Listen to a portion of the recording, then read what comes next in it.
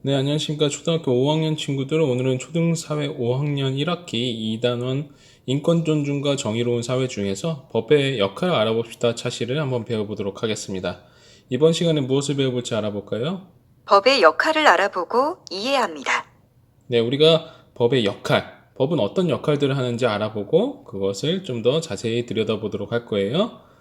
자, 글을 읽어볼까요? 민지는 가족들과 외식을 하러 갔다가 음식점에 있는 종업원, 거기서 일을 하시는 분들을 종업원이라고 하는데, 부당한 일을 겪는 것을 봤다. 부당한 일이라는 거는, 이제, 옳지 않은 일을 우리가 부당한 일이라고 하는데요. 민지는 집에 돌아온 후에도 그 일이 계속 생각났다고 합니다. 자, 그럼 어떤 일이었는지 볼까요? 오늘 장사가 잘 안 되었으니 이 정도만 받아. 약속한 만큼이 아니잖아요. 기관에 신고하겠어요. 네.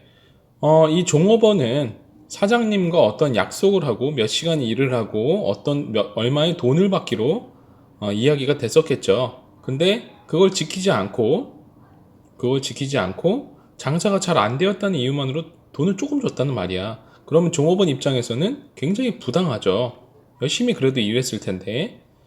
자, 그럼 여러분들 생각해 보세요. 음식점 종업원이 정당한 대가를 받을 수 있을까요?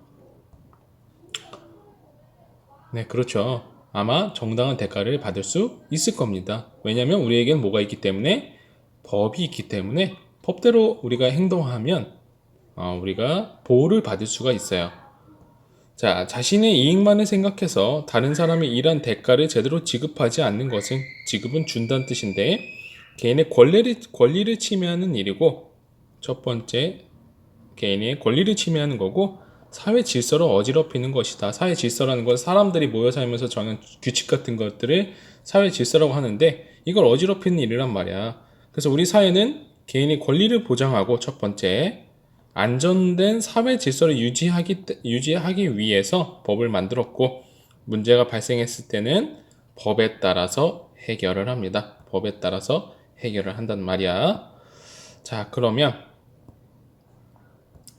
우리는 살아가면서 개인의 권리를 제대로 보장받지 못하는 경우가 있습니다. 이때 법이 우리의 생명이나 재산들을 보호해서 우리는 안전된 삶을 살 수가 있습니다.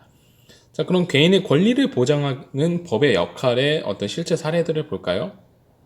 자, 첫 번째, 이 소방관입니다. 개인의 생명이나 재산을 보호해 줍니다. 자, 이런 것들, 뭐 여러 가지 안전에 대한 법들이 또 우리의 개인의 생명이나 재산들을 보호해 준다는 거야. 한번 볼까요?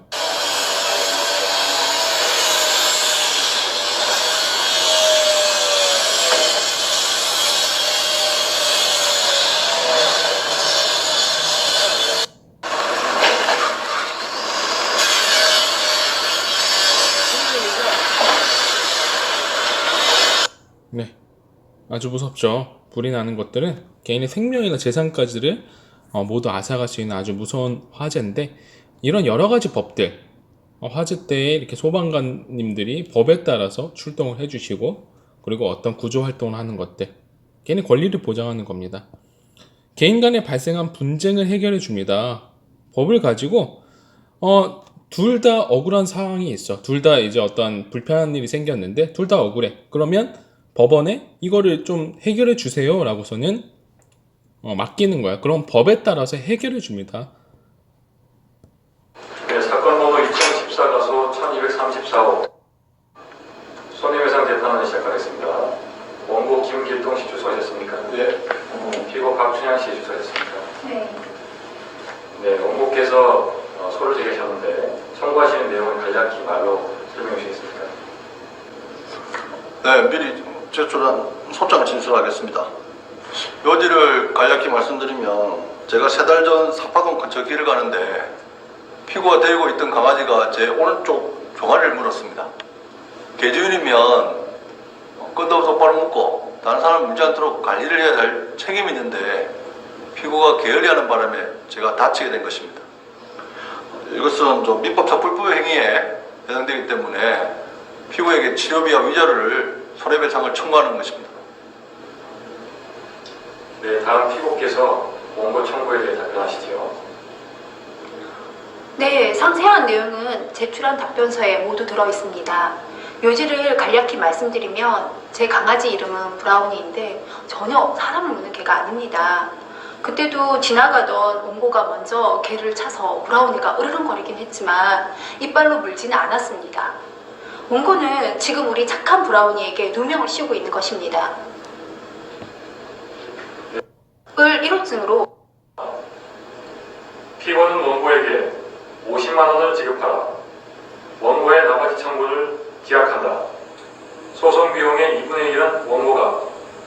네, 이렇게 둘 다 억울한 일이 있을 때 법에 따라서 판사님이 해결을 해주시는 거예요. 마지막 개인정보를 보호해 줍니다. 개인정보. 엄마, 왜 병원에서 주민등록번호를 수집하는 것을 금지하도록 하는 거예요? 주민등록번호는 매우 중요한 개인정보인데 여러 기관에서 많은 사람들의 정보를 관리하다 보면 정보가 유출될 수도 있어서 아예 법으로 수집을 하지 못하도록 하는 거야. 개인정보가 유출되면 어떤 일이 생기는데요? 주민등록번호 같은 중요한 개인정보가 유출되면 다른 사람이 내 이름으로 함부로 은행 거래 등을 할 수 있어서 경제적 피해가 생길 수 있거든. 네, 좋습니다. 이렇게 해서 개인의 권리를 보장합니다. 법은. 자, 그 다음은 법은 또 사고나 범죄로부터 사람들을 보호하고 안전하게 살아갈 수 있게 해주고 사회 질서를 유지해 줍니다. 그리고 우리가 살아가는 환경을 보호하고 쾌적한 환경에 살아가게 해줍니다. 그러니까 범죄에서부터 우리를 보호해주고 그 다음에 우리가 깨끗한 곳에서 살 수 있도록 해준다는 게 또 법의 또 역할이라고 볼 수 있습니다. 사회질서 유지면에서 보면은 첫 번째, 교통사고를 예방할 수 있게 해줍니다. 어린이 보호구역 같은 것들을 법으로 설정하는 거지. 어린이 보호구역이네. 어린이의 안전을 위해 속도를 줄여야지. 좋습니다. 두 번째는 범죄로부터 안전하게 지켜줍니다.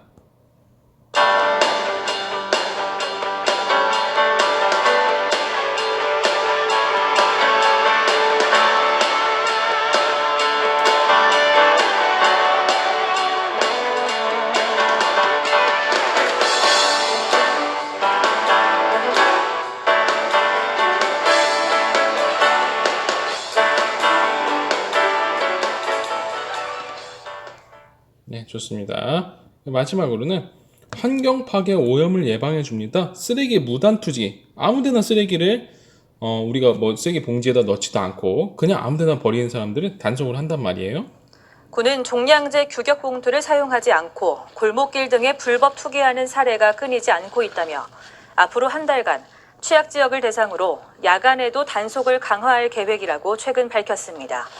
단속 대상은 무단 투기는 물론 재활용 혼합 배출과 음식물 혼합 배출 행위로 적발될 경우 10에서 20만 원의 과태료를 부과할 방침입니다. 네, 좋습니다. 이렇게 법은 또 우리 환경을 보호해주는 역할을 합니다. 자, 그러면 여러분들 법이 필요한 다양한 생활 사례들이 있겠죠. 한번 볼까요? 이렇게 층간소음 문제. 이거는 법이 필요하다. 그냥 주민들끼리 싸워서 해결될 게 아니라 어떤 법이 필요하다. 개인정보 유출 문제, 그리고 학교폭력 문제, 저작권 문제, 여러 가지 문제들에서 우리는 법이 필요합니다. 왜? 우리의 권리를 보호하고 사회 질서를 유지하기 위해서 필요합니다. 자, 그럼 오늘 배운 내용들 마무리 문제 풀어보면서 정리할게요. 자, 이러한 주택용 소방시설 설치는 법의 역할 어떤 역할일까요? 쭉 보세요. 그렇죠. 개인의 생명과 재산을 보호해 주겠죠. 화재를 막기 위해서. 자, 그 다음에 가방을 훔치는 사람 같아. 이거를 나타난 법의 역할은 그렇죠. 범죄로부터 안전하게 지켜주는 역할을 하겠죠. 마지막. 옷을 샀는데 어때요? 물건이 지퍼가 고장 나 있어. 그럴 때 그치, 소비자 보호법에 의해서 잘못된 물건을 교환받을 수 있습니다. 좋습니다. 오늘 법의 역할에 대해서 알아봤는데 다음 시간에는 법을 꼭 지켜야 되는 까닭에 대해서 한번 배워보도록 하겠습니다. 네, 수고 많으셨습니다.